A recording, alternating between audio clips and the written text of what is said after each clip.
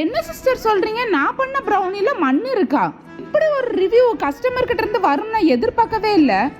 ஐயோ, ரீசெண்டா ஒரு கஸ்டமர் என்கிட்ட கால் பண்ணி, நான் காலேஜ் படிக்கிறேன், எனக்கு ஒரு 1/2 kg ப்ரௌனி வேணும், என்கிட்ட காசு ரொம்ப கம்மியா தான் இருக்கு சிஸ்டர், நீங்க சொல்ற ரேட் எனக்கு கொடுக்க முடியாது சிஸ்டர், ப்ளீஸ் கொஞ்சம் கம்மி பண்ணி தர முடியுமான்னு கேட்டாங்க.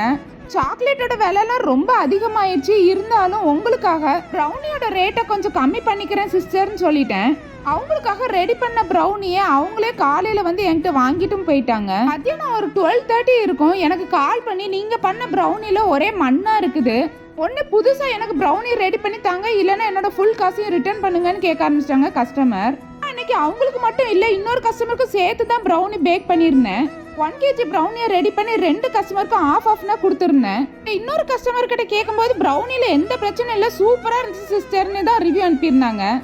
ஆட்டை போறது காலம் தேர்றது பாரு நம்ம கிட்டே எப்படிலாம் ட்ரிக் வச்சு நம்மளை ஏமாத்துறாங்க.